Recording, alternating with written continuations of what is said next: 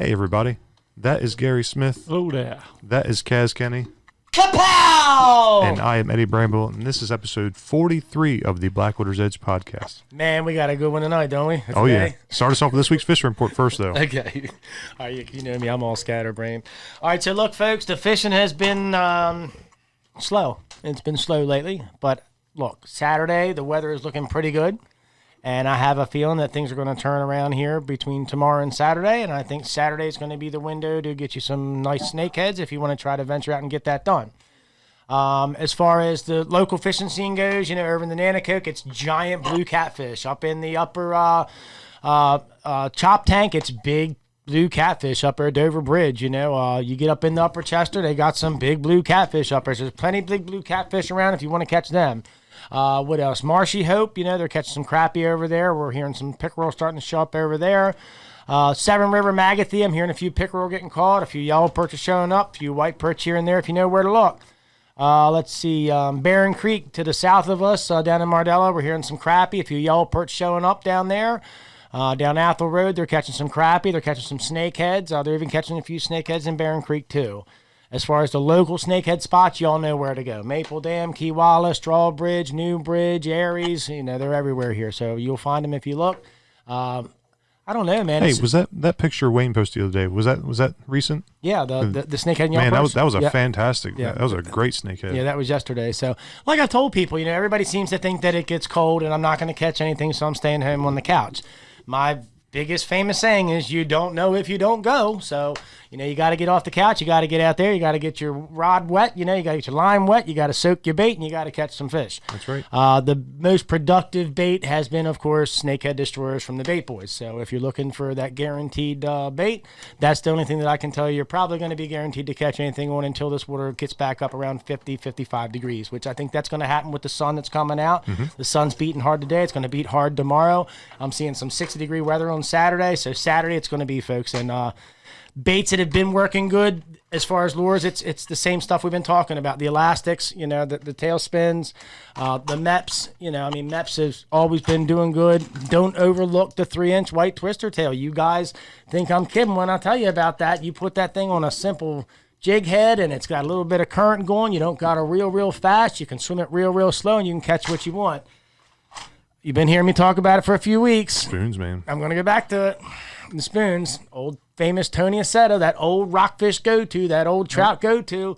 Tip it with a snakehead destroyer. They're smoking them. I can tell you that right now. And not the just big a ones, the destroyer. little ones, yeah. You put these white twister tails on there that's too. That's what Eddie does. Eddie puts twisters on his. Tony the maps, man. Yeah. Catch some sensitivities. And don't forget, Daryl Willie's got a whole line out there of stuff. Addiction baits. You can get some stuff from him out there. Don't be afraid to go look at some of Daryl's stuff. He's building some really quality stuff out there, and we're being real successful in a lot of the stuff we're using. Panfish wise, all your panfish spots, your perch haunts, you're going to start seeing some fish starting to straggle in and show up at some of these places. So slow your methods down. Take your time. Ease into the bite. That's what I say. Ease into the bite. Don't go out there and just be going all crazy. Take your time and slow down, and you'll make it happen. Remember what I always say, match the hatch. If you're seeing bait that's only an inch long, then use 1 inch long bait. You know what I mean? Use a gulp 1 inch, not a 3-inch. So it's pretty simple how it works. But I know we got a great show today. I'm excited, and we got a lot to talk about. That's right. So this week we've got on a very special guest, Mr. Jim Zumbo. Mr. Jim, how you doing today? I'm doing good, but guys, how you doing? Oh, we're doing fantastic. I'm glad to have you on. So, I know. So for Great. the maybe two people on the planet who don't know who you are, why don't you just give a quick background about yourself? Let's see. I live in Cody, Wyoming. Been here about 30 years. As far as my career, I was the hunting editor for Outdoor Life. I was editor at large, Western editor for a total of about 30 years. So I wrote for the magazine pretty much every issue. And then I had a TV show, Jim Zumbo Outdoors, which was on the Outdoor Channel. Yeah. And that ran from about 2000 until about 2010. And right now I am semi-retired. I write the back page for Peterson's Hunting called Rear View. And I also am going to be doing some work for Outdoor Life on their digital page, and as well as some stuff for NRA. So that's kind of it in a nutshell. That's fantastic.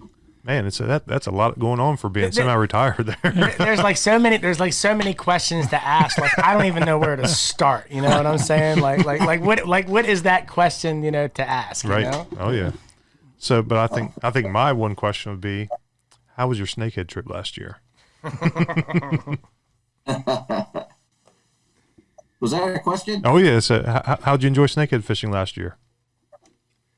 It was actually pretty darn good. I was there with Christina and her husband, Tim Carlson, and Steve Badger was there, and Kaz showed up, and you showed up. We went to your store and had some great snakehead nuggets and stuff, and it was real different. I didn't know what to expect. I hadn't heard much about them, living here in Wyoming, but it was a ball. I love to fish, and I thought it was just a unique way to catch them, and I'll tell you, they're so stinking good to eat. I don't wish they were here, because if I did, every biologist would want me on a cross. But seriously, we all know what they can do, but I'd love to fish for them, and I hope to come back next summer. Let me ask you a question. How much did you get for that first article? $350. Hot, Oh, wow. dang! That's Did you get your beer? yeah. That was That's in 1960. That was in 1963, boys. I mean, that's Wow. before you guys were born. you could probably. almost buy a car for that kind of money back Not then. You me. could, not maybe I'll not a probably Cadillac, but you could get a pickup truck for that kind of money. You know. That was a big. You know what's funny? The check came and we didn't know it. My wife and I didn't know it. It came in an envelope that said Popular Science on it, and I thought it was just some damn subscription thing for a magazine, right? Well, I didn't even know it, but Outdoor Life was owned by Popular Science, and that check sat in that envelope for about 3 months before I finally opened it. It's a good thing you didn't throw it away before you opened the envelope. Thought it was junk mail or something. You didn't keep the beer that long, did Yeah. you? But there's another interesting story. I sent the query to the editor of Outdoor Life initially. Query, of course, is a sales pitch for a story. I sent it to Bill Ray, who was the editor-in-chief. But I sent it to him to the subscription office, which was in Boulder, Colorado. Now, Outdoor Life and Field and Stream, they're all published in New York City. So I waited 3 months for a response, and nothing happened. I thought, well, hell, no, Mr. Ray, he don't care about, I'm just some dumbass college kid. But anyway, he finally got the letter. They sent it to him from Colorado to New York, and he told me my mistake. So then I went on and wrote the story. So that wow. was kind of an interesting little. So you said you've hunted all over the world. What are some other countries that you've hunted in? Well, I haven't hunted all over the world, but I've hunted Africa about a dozen times. I've hunted 4 or 5 times in Europe, 4 or 5 times in South America, mostly Argentina. And most of my hunting, though, has been here in the Rockies. I probably have done 40, 50 hunts in Canada and probably that many in Alaska. Wow. But I haven't really spent all that much time abroad. So I always enjoyed, elk has always been my passion. I've written 6 books on elk hunting. And I always enjoyed hunting them horseback or just hiking after them.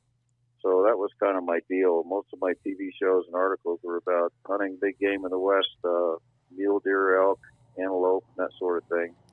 But then having a column in Outdoor Life, I had to have, I had to mix it up with a lot of different stuff. So I decided one day I should hunt all 50 states for deer. And that time, I think I had hunted 25. So I had 25 more to go. And at that point, I was about 50 or 55. So I had a lot of work to do in 25 years. But I got it done. I take off my pickup truck from Wyoming and I drive to New England and try to hunt 3 states in 3 weeks or so and get 3 states and then maybe go somewhere else, try to get another state until I basically got them all done. Now, I didn't get a deer in all 50 states, but I hunted in all 50 states. that's okay. Let me ask you this. So out of all the 50 states you hunted in, what state would you say is your favorite? Well, I got to say it's where I live right here in Wyoming. That's we what I have thought. we have everything here pretty much that you can find as far as big game, except for black-tailed deer. We got muleys, antelope, black bears, grizzly bears, mountain lions, wolves, bighorn sheep, moose, everything. In fact, almost all that stuff is within 25 miles of my door. Oh wow. We have some real long seasons. We have an elk season here that's 6 months long. Wow. And So I do love it here, but I love all the Rockies. I've got favorite places in Montana, Idaho, Colorado, where I've hunted over the years. Alaska has always been a great place to hunt. God, I can only imagine. Yeah. So, but I love the North, the real North. I love being with the Inuits, the folks up there. I've hunted above the Arctic Circle for muskox and caribou, and in fact, I've gotten all 5 subspecies of caribou across Canada and Alaska. But being with those folks has always been a lot of fun. They are so amazing, so tough, and such survivalists, and so again, so most of my hunts have been here, but I love to fish as well, and I probably fish more than I hunt because there's more days available to fish in a year. Right. What's your favorite fish to fish for? Probably about a 10-inch bluegill. Well, we can make that happen. I'm serious. We talked about I that am before, too. but guys, I got to tell you, I fish for food, and I catch and release is okay. I do that too, but that brings up another subject. You guys know where Millington is? Yes. Oh, yeah. In Maryland? Well, I went to the Millington Bridge one time, and I was fishing for white perch during the perch run, yeah. Oh, my God. There's no limit, as you know. I caught 181 of those damn things, and I spent 8 hours cleaning them, I think. Wow, yeah. I was going to say, you spent more time cleaning than you did fishing then. You probably weren't real happy when it got time to clean the fish, I can tell you that. Yeah. But another fish that I really love to catch is a brook trout. We've got a million of them here in the West. The eastern brook trout, they were brought out, around the turn of the century, 1800s, 1900s, by well-meaning people, and they stocked them in all our streams. The only trout native to the Rockies is the cutthroat trout. Well, the brookies outcompeted them, so now all the streams are full of brookies. In fact, we've got a bonus limit. You can keep 16 of them. Wow. All the western states have bonuses. I think Montana can keep 20. But I love to catch those little guys. A 9-inch brookie is a real big one, but I tell you what, you fry those babies up in a skillet alongside the stream with some butter and a little salt and pepper, there's nothing like it. So, you're, one of my favorites. You're talking about brook trout, and my father, he was a trout fisherman, and I got to tell this story because this is how trout fishing was kind of introduced to me, Mr. Jim. It's a funny story. So I'd never been trout fishing, and I told my dad I wanted to go trout fishing, so he took me to a place called Deer Creek. And he wanted to sit down with me before he went, and he wanted to tell me about the ethics of trout fishing, the do's and the don'ts. And I remember the biggest do's and don'ts was if you see somebody catching fish, you don't go to their hole. You leave them alone, and when they get their limit, then you can go there, okay? So my dad had been back and forth up the stream, back and forth, and I had found this one rock over against the bank. And I went over and I sat on it. When I sat on it and looked down behind the rock, I saw all these fish laying there. I thought, oh my God, if these are trout, man, I'm in a good spot. So I got back in the water behind this rock, thinking I'm hiding from the trout if I stay upstream behind the rock. And I'm tossing my little power bait into the current and watching it go by. And as it goes by, I watch one of them little trout come up and grab it. And he's gone, man. I got my first trout. I was so excited, right? So I sit there and literally probably another 8 casts, I have my 5 fish. So I put them on my little, he bought me this collapsible creel thing that you wore around your neck. And I put all my trout in there and I walked over and I sat on the bank and I didn't see my dad anywhere. And I walked down the stream looking for him. And then I come back up the stream and lo and behold, there's my dad. He's at my rock in the same exact spot where I was. And he's catching trout. And I come up and says, Dad, what are you doing? He goes, well, I wanted to give you time to leave the spot, and before I got into your hole. I said, well, I said, Dad, I thought we weren't supposed to jump in somebody's hole. He goes, no, I waited till you were gone and I couldn't see you. And then he was literally hiding, watching me catch trout. And when I left, he went and got in my spot, right? And that's not even the worst of it yet, okay? Now, my dad's passed away and he's gone, so I can tell this story. He ain't going to jail. So now we're walking back to the truck. And my dad says, yeah, go ahead and get on down there. I'll catch up to you in a minute. So I'm walking down the bank, and I'm looking back at my dad. And I see my dad every now and then stop and jump off the bank and reach into the side of the bank and take a fish out and put it into his creel, right? So he gets back to the truck, and I says, Dad, how many trout do you have? He goes, I have 9. I said, but we can only have 5. He goes, well, you don't know if I got these other 4 yesterday and left them here and forgot about them, right? so I figured I'd share that little story with you. But yeah, I mean, Great story. I mean, the thing about it, and I think even for a lot of people, we all started with what you said, which was bluegills, you know, or sunnies. Yep. You know, I remember my mom. I remember my mom taking me to a farm pond with a bobber and worms catching sunnies. You know, and that I think for a lot of people is where it all begins. You know, so I was real excited to hear you say that. That's for sure. Now, I think a lot of people here will be real surprised. Some of them not. The people that follow you weren't, but a lot of the newer anglers, okay, would probably love to hear the fact that Mr. Jim likes to go ice fishing, that you like hardwater. Why don't you tell us a little bit about that? Well, I've been going ice fishing since I was a kid, and in New York, and I just really took to it. I love it, and in fact, I love it so much that it was the first book I've ever written called Ice Fishing East and West, and believe it or not, it's a hardcover. And I had a hell of a job writing 200 pages on how to fish between your legs up and down this hole. But anyway, got it done. But I've ice fished pretty much all across the country, from Maine to Washington, to write for that book. And it's amazing the technology now. My gosh, these fish finders, these underwater altitude cameras, and the shelters. Back in the old days, I remember fishing Lake Champlain up on the New York-Vermont border. We would rent a shanty, that they call them, for I think it was $5. There were 5 of us, and the shanty had holes cut through the ice. Lake Champlain gets damn cold; it gets 30 inches of ice.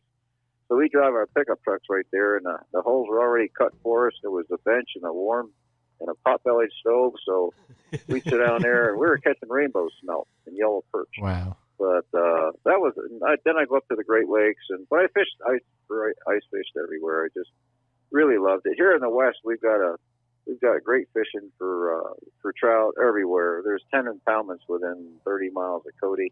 We've also got great walleyes.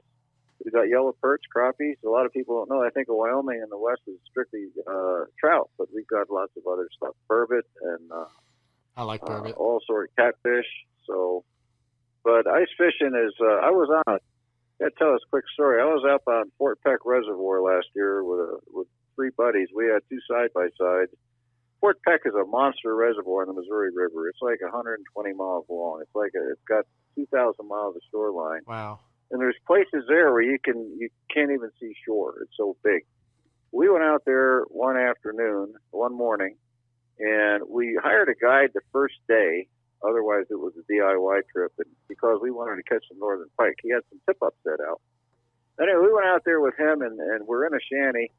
And about 1 o'clock in the afternoon, he says, "I think we better get out of here because the wind is really coming up." Well, I looked outside the shanty, our shelter, and I could not see the four-wheeler that was parked about 20 feet away. Oh, wow. And we were 5 miles out on this lake. So we jumped in the side-by-sides, and we headed for shore. We had no damn idea where we were, where shore was, and to make it worse, there was a big spot of open water about maybe a mile near the dam. Oh, wow. And we had everything to do. I was riding with a buddy of mine, and we were trying to follow the guide, and every now and then he'd come in sight. And the wind was just blowing. It was probably 60 miles an hour. And we could vaguely see right in front of us his tire tracks as he went across the ice and the snow. But it took us a long time to get out of there. But I tell you what, there was a point in time there where I thought, you know what, maybe we ain't going to make this one.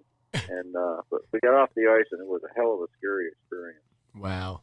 I'll tell you what, anyway. You're talking about scary experiences on ice. A couple years ago, a bunch of us, we had gone up to Deep Creek Lake, and it was coming to the end of the season.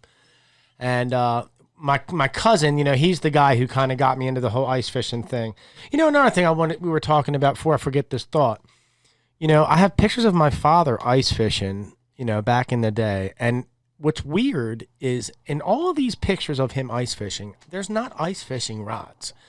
What I've noticed that him and my uncles did is they had fly rods, and they took the tips all the way off except for like the butt piece, maybe about 2 feet long with the reel, and that's what they used. That's what they used for their ice fishing stuff. But but anyway, so back to this story. This is a funny story. You'll appreciate this too. We were ice fishing and it had gotten warm the night before, and all this rain had came in, this warm rain, like 60-degree rain, and there was like 8 and 9 inches of ice still out on the lake. So I had said to my cousin, we had one more day to fish before we were going to go home. I said, man, let's go out there, man. He's like, let's go look. So we're driving around, and he goes, man, we're not going out there, man. Look at all the water on the ice, man. And as he's talking all that, I see some guy out there with a spike bar. You know, he's sitting there spiking the ice as he's walking. I said, Rick, we can get out there. Look, that guy's out there. So he looked at me and says, all right, man, fine. You get your way, but I don't feel good about this. So we got all our stuff together. We got down the ice. I even talked 3 other guys that did not want to go on the ice because they didn't feel safe into going, right? So we all leave and we all get out and we're all walking on the ice. We're on. We got on safe. I mean, the ice is hard. Everything's good. We're about, I guess, 80 yards out, and there's some guys on the bank, and they yell out, hey, how'd you guys get out there? And I turned around and I said, just step on. It's good. He goes, it's 40 feet away from the bank. And oh my God. And everybody just stopped.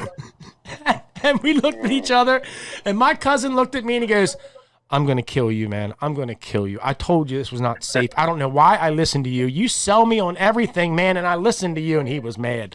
So we're walking back to try to get back, and sure enough, man, the ice is literally 40, 50 feet away from the bank. So we don't know what we're going to do. We got all our gear and everything, right? And I got some guys, and this is like their first time out on the ice. They're totally freaking out. So long story short, and I'm telling this story just because this is a valuable lesson that I learned, just like a valuable lesson that you learned out on that ice. You know, you always pay attention. You always make sure it's safe. And that day, you know, I didn't listen to my elders who were more experienced than I was, and I talked them into making a bad decision. And thank God we were able to find some kayaks, you know, on some piers there to float out to us on some ropes so we could get off that ice and get back in. Now, now this is the end of the story. So there was them 2 guys that were out there. They said they were staying. They weren't coming off, right? So we left and we came back later, and I'm so glad we got off the ice because they were all over the news and all over the Deep Creek Times newspapers, you know, as being a water rescue, you know. That's crazy. It was crazy. It was crazy. So crazy. I see you've been eating a lot of walleye out there lately. Yes, sir. We just got our first ice about 10 days ago. It's about 4 inches thick on one lake, so it's safe enough. But it all depends on the lake. Our biggest, closest reservoir, Buffalo Bill Reservoir, is about 140 feet deep, and it doesn't freeze for, oh, God, probably maybe Christmas. It might start to freeze. But when it freezes, it gets pretty thick. And you can drive on it with a pickup truck. That was going to be my question. Can you take vehicles out there? Yeah. But I've done a lot of great ice fishing in North Dakota. I've got some buddies there, and they live in the Turtle Mountains, literally right on the Canadian border. And that ice is so thick, they have to have an extension on their auger. Right. I'm serious. You got to have a 36-inch auger to get through the ice. Holy cow! It's amazing. I've seen some over in Russia, believe it or not, where they put like 4 auger bits together. You know, punch down, then put another one on it, punch down. I'm like, man, that's crazy. I believe it. I believe it. So, you know, a lot of people say, how can you ice fish? It's nasty, it's miserable, it's cold. Don't you freeze to death? Well, you know, I pick my battles. I don't go out when there's a gale force wind blowing, but almost everybody nowadays has a shelter. You know, it's like a pop-up line, and those things, you can put them together in a minute. You get in that shelter, you anchor it, and you take one of the little buddy heaters, and you put a stool in there, cut a hole, and hell, you could sit in there with a T-shirt when it's 10 degrees outside with the wind blowing. So it's not that much bad, different now. You know? No, and when I started ice fishing, there were no shelters. Right. You know, up in the Great Lakes, there were, you know, shanties everywhere. In fact, there's a town in Michigan. I think it's called Houghton, maybe. They call it Tip-Up Town. I think they still do it, but they moved the whole city on the ice. Everybody goes out there. The post office, the police department, the stores, they actually have named streets, and they all have their shanties. No kidding.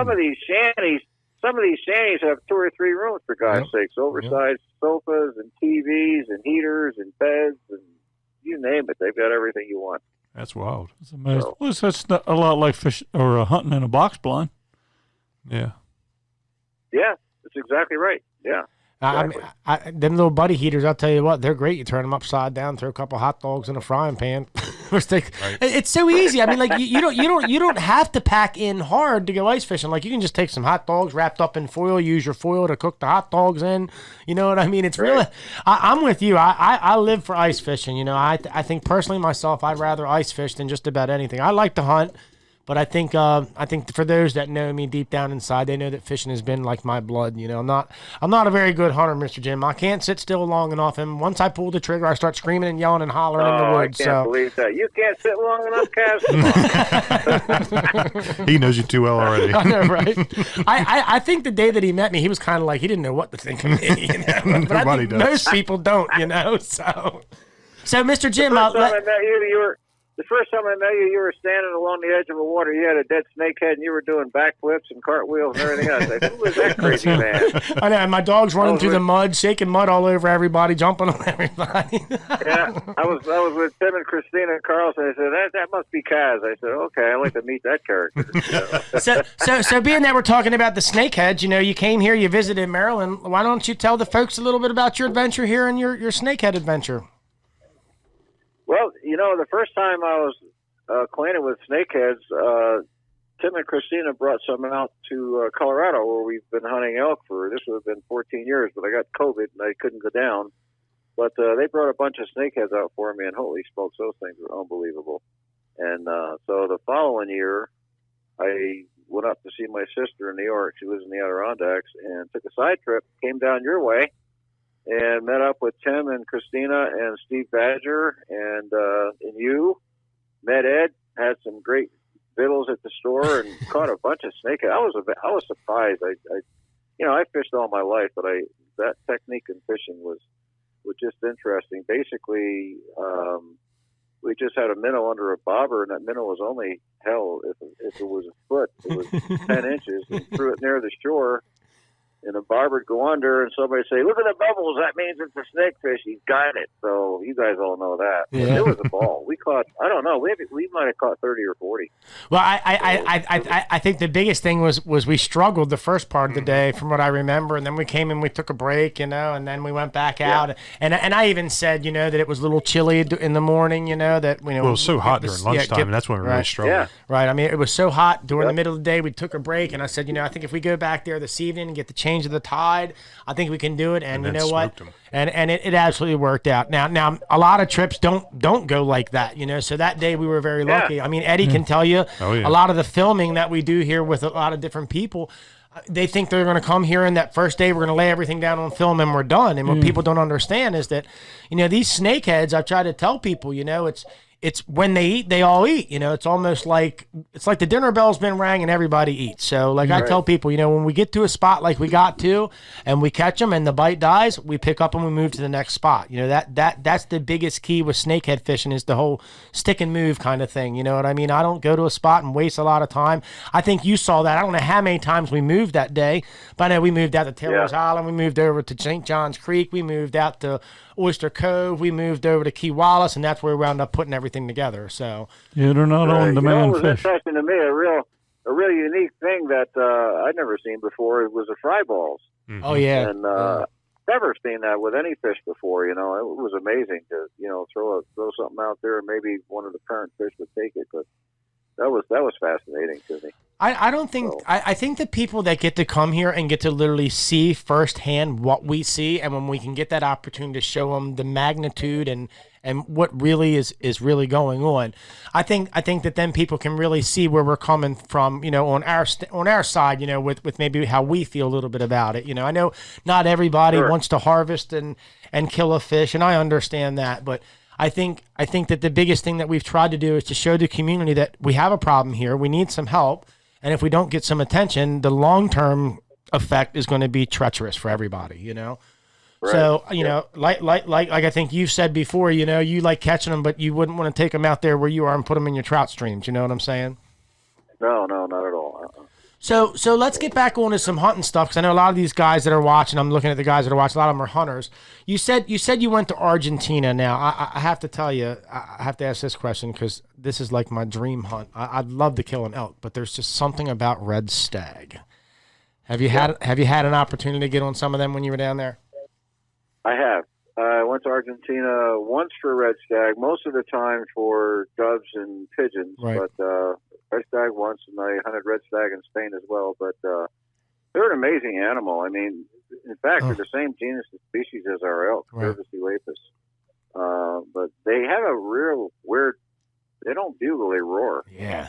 And if you don't know what you were listening to, you think you were listening to a damn Hereford bull in a pasture somewhere. So they just have this crazy roar. But they have the same exact breeding habits as our elk do, you know. And the bulls fight for the cows, so they call them stags there, and the cows are hinds. But it was fascinating. It was not a high fence hunt in Argentina. It was a fair chase deal, and we hunted them on horseback.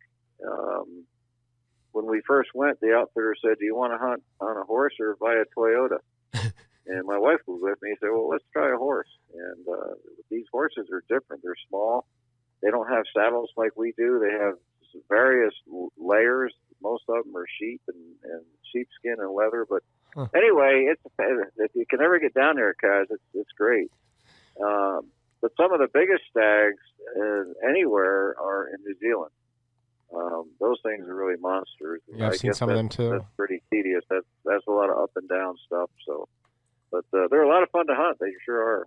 You know, I've never. I mean, I've ridden a horse before, but I just can't imagine hunting from a horse. And I've watched some of the things that you guys do out there in the mountains, and my gosh, man, that is some serious labor, man. I mean, the reward that you must feel once you've got to the harvest point, I guess that's where the reward is. But, you know, I've talked to my uncle about some of this horseback stuff too, and I know me, and if I'm on a horse and I'm on a 45-degree angle going up the mountain, I don't know that I'm gonna be doing too good, Mr. Jim. I got to be honest. But one thing about hunting on a horse is a lot of people don't appreciate it. If you're going to hunt elk right, first of all, you're going to be around Cody here in northwest Wyoming. Most of the camps are 20 to 30 miles from the pickup truck. Wow. Okay, that's 20 to 30 miles of serious trails. Wow. And when you're in a camp with tents, wall tents, you're in the wilderness, there's grizzlies and wolves around. But the thing about it is that if you're going to hunt elk right, you're going to be on that horse in the dark in the morning. You're going to get up out of that sleeping bag about 4 o'clock, have breakfast. No way. And you're sitting on a frosty saddle. But you're going to be riding in the dark. I'm talking about slap up dark, as my Texas buddies like to say. Now, to see what slap up dark is, go into a closet at night, turn off all the lights, and see if you can see your hand. You can't. Wow. That's what you're going to be faced with when you're riding on a damn horse. That's wild. And you can't see anything. That horse is walking along trails, along these cliffs, or walking across creeks and streams, and through all sorts of logs that are laying along the trail. And by God, you better trust that horse. And you better just, I mean, I know a lot of guys that would freak out after the first time, and they wouldn't go out anymore in the day in the dark, and they wouldn't get an elk. Probably better that it's dark. At the place where the elk are, you know, when it's shooting light. So that requires sometimes a big, long ride on a horse in the dark. So that's one of the biggest problems. But you got to trust your horse. And I tell you, all the outfitters, not most, are not going to put a client on a green broke or a horse that's not been tested, because they don't need any more problems than they already have. So the horses are going to be mountain broke, and and trustworthy. So I bet I've been on 300-400 horses in my life, and all over from Alaska to Canada to here in the Rockies. And I've had a couple incidents, my own fault, never really got hurt, but just have to be smart. So, but horseback hunting is a ball. It really is a lot of fun. Well, you just said what I was getting ready to ask in my next question. You know, Alaska. A lot of people watch these shows on Alaska, and they are just mind blown by what they see. And I've seen some of the photography pictures that you've had taken of you up there in Alaska, and my gosh, just the green, the background in the pictures is just amazing. So when you go to Alaska, let's kind of talk about what you go there and like what's your favorite, you know, what have you hunted in Alaska? Have you hunted the Sitka up there in Alaska? Tell us a little bit about that. Actually, the Sitka deer, Sitka blacktail, that's a northern version of the Columbia blacktail, which lives along California and southern Oregon. I've hunted them a number of times on Kodiak Island. And in fact, Christina, as you know, and I think she's watching in today. Christina met Tim there and on Kodiak Island. They subsequently got together and just got married here a little bit ago. But Right. we would take combat injured soldiers to Kodiak Island and hunt for deer. Yeah, I want to talk a And little bit about basically- some of that, some of the other things that you do with the organizations and stuff. So I'm glad you mentioned some of that. Yeah, but the deer would come down to the beaches because Kodiak Island they've got snow-capped peaks. I mean, there's goats up there. It's incredible. Of course, loaded with brown bears. More brown bears per acre per square mile than any other place in the world. Wow. But anyway, these Sitka blacktails, they would come down to the beach and they'd eat seaweed because the upper elevations were covered with snow.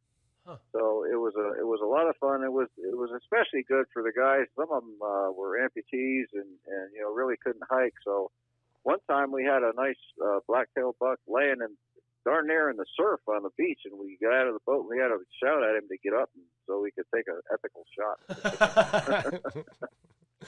What else have you hunted up there? Interesting. What's that? What else have you hunted in Alaska? I think I've hunted everything but goats and golly, I hunted brown bear, black bear, moose, caribou, couple of moose. In fact, two of my biggest moose came from Alaska. They're the biggest of the subspecies, the three subspecies. They were both 64 inches wide. Wow. But one thing about Alaska, people hear that Alaska is such great hunting. It is, but most of the folks that live in Alaska already have four-wheelers and pickup trucks, and there can be some serious crowds and access areas. Most of the folks that get into good hunting have an airplane. An airplane up there is like a pickup truck. Huh. And so you often have got to get way the heck out in the boonies to have some great hunting. But Alaska's like anywhere else. In places you have to draw tags in a lottery, like you do, in the West as well. And you can get into some really good hunting, some DIY hunts. Now, there are some species in Alaska where you have to have a guide if you're a non-resident. Brown bear is one. Doll sheep, that's another one I had gotten. I mentioned that. You got to have a guide for doll sheep.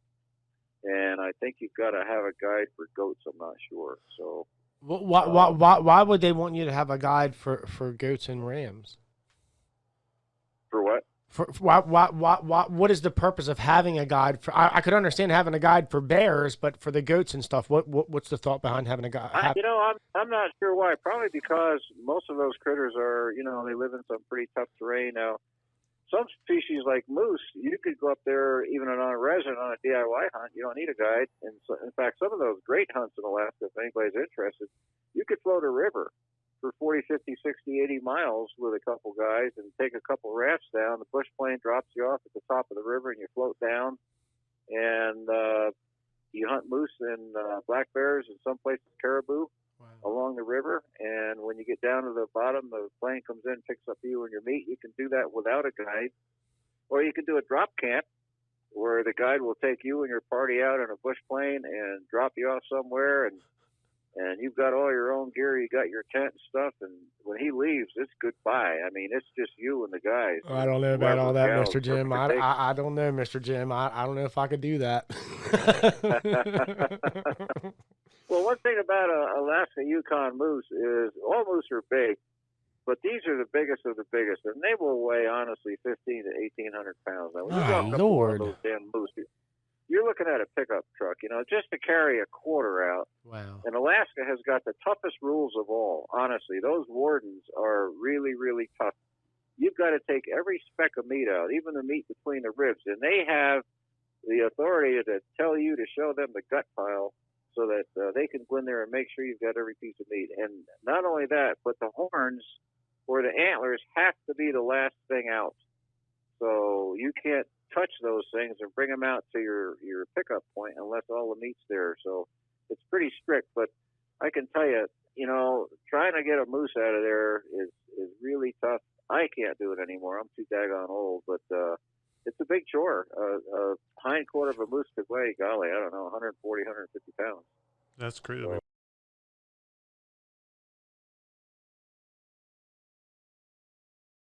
800 pounds, and that's a big difference I for gotta us. tell you something. I got to tell you something interesting about stick of deer. I was having dinner one time with Chuck Adams, and everybody knows Chuck. He's probably the most famous bow hunter in the country. And Chuck and I don't know, we were at a B&C banquet or somewhere. We were talking about hunting and venison, of all the venison that we've hunted around, and that would include all the African stuff and everything, elk, caribou. And I said, Chuck, what's your all-time favorite venison? He said, stick of blacktail. I said, are you serious? I almost fell off my chair because it's mine as well. I mean, the stuff tastes like veal, and I don't know why there's not a farm within 500 miles of those deer that they just eat brush and wild stuff, but they are absolutely delicious. I'll tell you, the same thing with these sick deer here. I mean, look at what they're eating. They're eating Phragmites. They're eating poison ivy. They're eating poison ivy and Phragmites. You know, I mean, they do. They taste.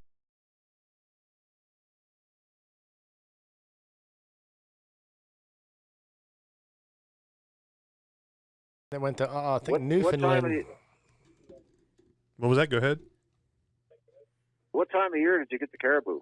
Oh, I don't remember this. This was 20 years ago since he went up there. But I mean, no. What time of year were they in velvet? I'm.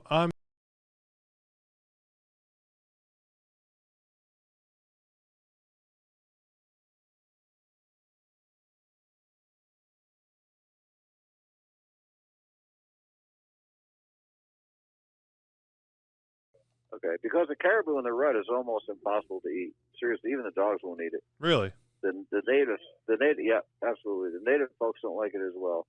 The best ever caribou is the seasons up there start in late August, and if you can shoot one in the velvet, which my wife did, we went on a honeymoon up there, and she got 2 bulls and I got 2. That was in Quebec, and they were all 4 in the velvet. They were unbelievable. I mean, there's nothing like it. But when you shoot them, I was up there one time with the guys from Cabela's. We were doing a TV show, Under Wild Skies, with Tom Miranda, and we shot some caribou during the rut. And oh my God, it tastes like a dog peed on them. Again, you know, you can't waste meat, so we had to utilize it, which we did. But it's nasty stuff. So I had a friend. I think he went to Newfoundland. Does that sound right? Newfoundland upland caribou. He brought some of that back. I thought that was pretty good too. Yeah. Yep. So you talked about Africa. Let's talk about some adventures in Africa. What did you get to do when you went there? Well, most of my trips to Africa were in Botswana. I knew some folks. Actually, they were from Arizona. They had a couple ranches in Botswana. And Botswana is all low fence. There's no high fences as there mostly are in South Africa, which is another bordering country. And we hunted mostly the plains game. Kudu and impala, all that sort of stuff. I did at one point get a leopard there. That was quite an experience, but it was an old leopard that had killed a lot of cattle, and in fact, we think it had attacked some people. But I'd also gone to South Africa many times, again, pretty much for plains game. Went to Namibia once. In fact, we took a double-leg amputee Marine to Namibia with us. In fact, Christina was there. She was a caregiver, and she was a great help on the hunt. But Africa, you know, it's kind of interesting because it's so different, obviously, and you know, most of those countries are safe. People worry about, you know, maybe Zimbabwe or some other countries where the politics are a little crazy, but the one thing about Africa that you'll never get used to is when you're in one of these ranches, or I'm not sure they call them whatever. You put your dirty clothes outside your whatever you're in, a tent or a little hut, and they wash those clothes when you're hunting. When you come back that night, they are absolutely pressed, even your underwear. It's amazing, and that's true all over Africa. But the meals are wonderful, and they have a great habit of sitting around a fire at night and burning mopani wood, and it's just different. It's all the sounds and the sights, and just a lot of people go there the first time and they can't get enough of it. So, and I'll tell you what, Africa doesn't have to be all that expensive. One of the most expensive parts going there is the flight. It's about a 17-hour flight from Atlanta. Wow. I used to fly out of Atlanta or Miami, and that's a long time in a plane. But you can hunt in Africa. You can kill 4 or 5 species for about for less than what you can pay for an elk hunt here in Wyoming. Wow. Some of those hunts will go for $4,000 or $5,000 for several species, so it's not really all that expensive. Another expense comes in with a taxidermy, because you've got to have it specially dipped, and it's got to be packaged, of course, and crated if you're going to have it done here, and it's got to go through a customs broker, so a little complication there, but it's fascinating to go there and see all the different sites and all the traditions. And we used to bring clothing and stuff over for the kids in the villages, and SCI had a blue bag program where they give you this great big blue duffel and you load it up with stuff. Christina works for Maryland State Parks, as you know, Kaz, and yeah, she does a great these job. boxes outside. She had these boxes outside her office in Annapolis when she was working at Annapolis, and people would come in and just put all sorts of stuff in, medical supplies and school supplies and clothing. Wow. One trip, I think she brought 4 or 5 great big bags over, and that's before the airlines had limits on baggage. But we go to those villages, and the kids would dance for us. We'd go to the schools, and we'd hand out all that stuff. It was just amazing. It was a lot of fun. That is really cool. Now, I'm glad you mentioned that, because you're very involved with a lot of outside organizations. I know you give back a lot. I know that I have a friend of yours, Ed, in Florida, that we're trying to work some things out with right now to get him up here for a snakehead fishing trip. So I want to thank you for all the giving back that you do to the hunting and fishing community, and just the way that you kind of live your life, Mr. Jim. Let's talk about some of the organizations that you're involved with, giving back. So let's hear about some of those organizations. Well, as far as the conservation organizations, I've been involved with RMEF, Rocky Mountain Elk Foundation, NRA, and Safari Club, and Ducks Unlimited, that sort of thing. But the other organizations that I've been working with for years are basically those that work with veterans who were it's amazing. disabled. It's amazing. Mostly Purple Heart guys. For about 4 years, I was the president of Alaska's Healing Hearts, based out of Wasilla, north of Anchorage. And all we did was we took these guys and gals. There's a lot of gals that are Purple Hearts as well. We take them hunting for bears, and we take them on fishing trips. But I think Christina actually was one of the big factors that got this thing going. I first started that at the Grand National Waterfowl thing, and where's that, Salisbury or Cambridge? Cambridge. I was on one of the teams there, and during one Friday night evening event, Wilfred Brimley was a keynote speaker, and there were 4 guys there from Walter Reed. One was in a wheelchair, and he was smiling. He's smiling all the time. And Wilfred he was a Marine himself, and he's talking about those guys. And I introduced myself to this fellow in the wheelchair, and I thought, my golly, it'd be fun taking him hunting sometime. Well, that was the beginning of it. Christina went over to Walter Reed and met some guys. Her family has a bunch of leases over on the eastern shore for geese and deer, and at one time they leased a couple of islands near Hooper for stick-a-deer. Yeah. And so they would start taking some of these guys over, and I got involved with that program, and at that point we expanded, and we never had a foundation. We work with other foundations. There's one in Florida called Sportsman's Foundation for Military Families. There's one here in Wyoming called Hunting with Heroes. There's one in Texas called Trinity Oak. So I've worked with all these outfits strictly as a volunteer. And these foundations, no one's paid. They're all 501c3s, and essentially to help these folks out that most of them have PTSD. When almost all of them do it of some sort. Lots of them are double leg amputees that we've taken out.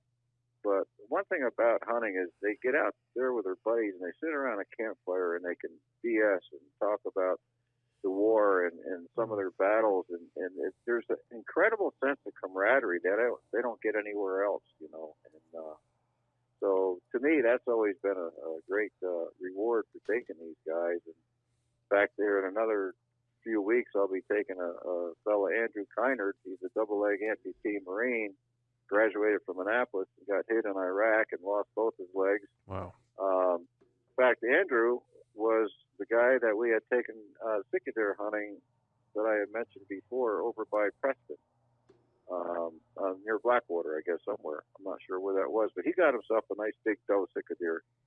And so that's kind of it. I love to work with those guys. I never served myself. Not, to me, this is kind of payback for just working with those folks and helping them out. Well, I'll tell you, if there's anything that we can do on our end, like I've already told you, I'm more than willing to help any way that I can. So if there's anything that we can do here on our end to help with any of these organizations, give some support, get the word out there, do anything to help, spread the news or whatever, let us know, because we certainly want to help you with that. Great.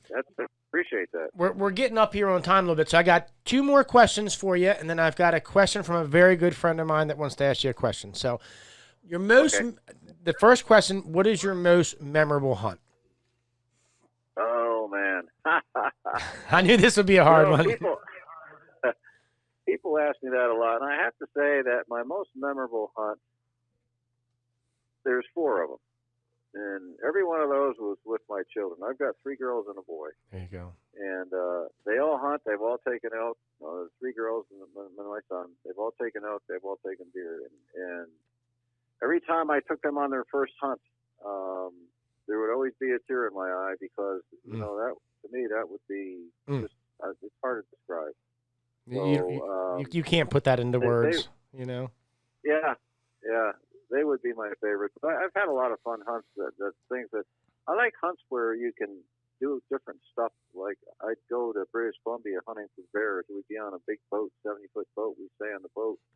We hunt bears during low tide when they come down to the grass to eat the grass. And at high tide, we'd be fishing for salmon. We'd throw out Dungeness crab traps. We'd throw out prawn traps. And it was just a kind of a time when you could do anything you wanted.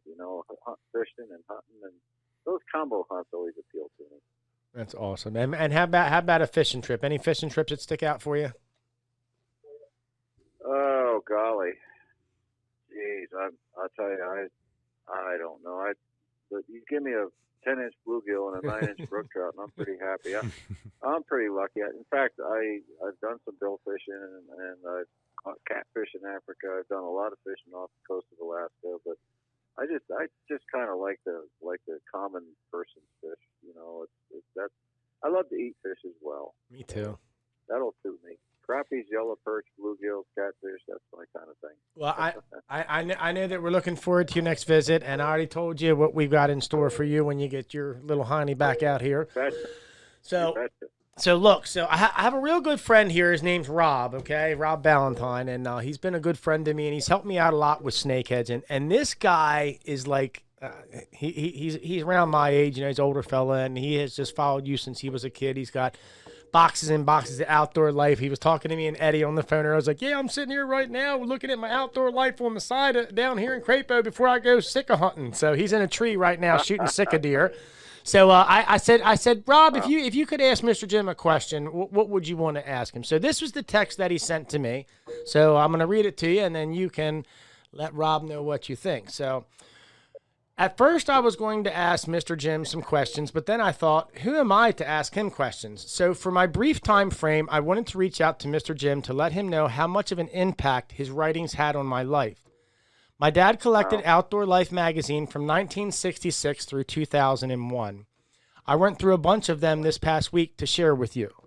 My first recollection of Mr. Jim was a picture I saw of him riding in a pack horse train with a big bull elk strapped to the load.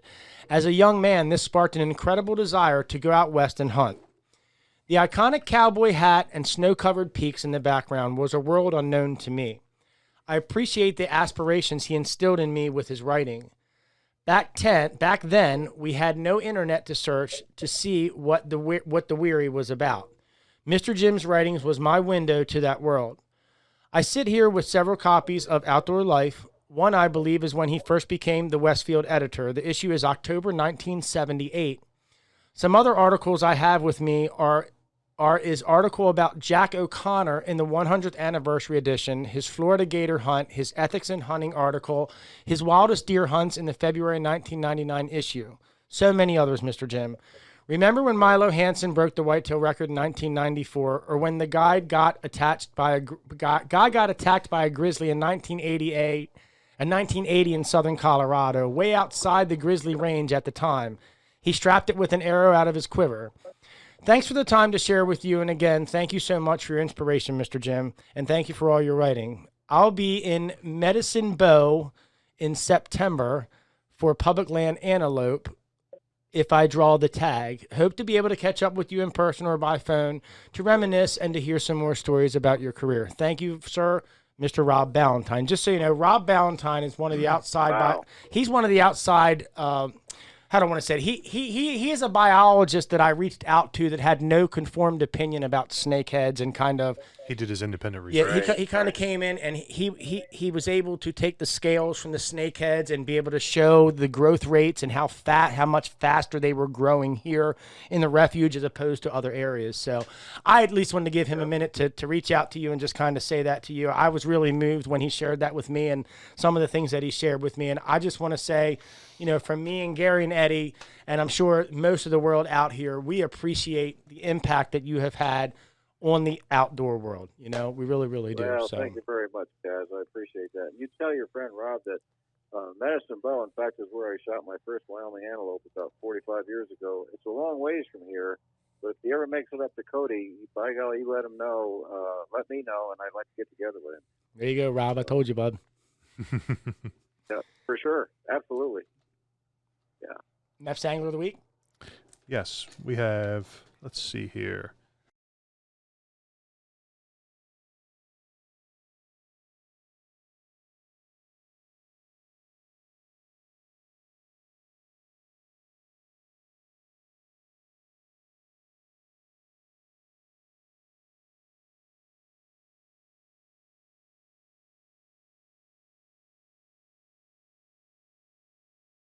Wow. And just so you know, for your post this week, you can come on down here to the store, and we're going to give you a MEPS lure free, courtesy of MEPS. And I don't know, man. This Hey, was. wait a minute. Do I get some snakehead nuggets when I go? You absolutely. Oh, yeah, you stop by. Tell you what, I just might go throw a little styrofoam cooler with some dry ice in the mailbox tomorrow for you. We'll get you some out. Now you're talking, man. Come up, we'll catch some bluegill. You Yeah, come we up, can we'll have catch some of them fish big fry ones at and eat 'em. Gary's. Yeah, that'd be fun.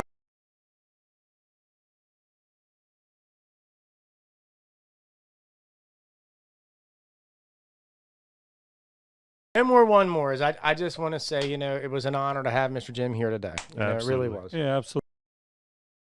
It's been fun. I really enjoyed visiting with you. We Yeah, we'll send you out with a little jingle. You know, we're not giving away anything because we're not open this weekend. So, you know, I know Mr. Jim says he likes them Dungeness crabs and them West Coast crabs. But let me tell you what, Mr. Jim, you just come on out I here. love blue crabs. I love blue crabs, by the way. I was going to say, Really do. you just saved yourself. So you come on out here, and I'm going to make you the No, best. I got to tell you, Christina's brother is a waterman, and he gets, you know, he goes out commercially, and when I'm back there, I get to partake in some great crab feasts. Her mother knows how to make those soft shell crabs that I really love. So you guys are lucky back there. That's what I live for, is soft shell crabs. So, Mr. Jim, I'm going to sing you a little song about my crabs. If you've never heard it before, we always end the show with this little crabby jingle. So I want you to practice this song, because when you come out here and we take you fishing, we're going to bring you in here, and me and you are going to sing this song together. How's that sound? All right. So for those of you that know it and want to sing along online, go right ahead. Mr. Jim, this one's for you. My crabs, they have 3 first names. It's heavy, full, and fat. My crabs, they have a 4th name. Absolutely mustard packed! So if you ask me where they're from, they're not from Cody, Wyoming. They're not elk, but they bite. They're 100% guaranteed Maryland #1s.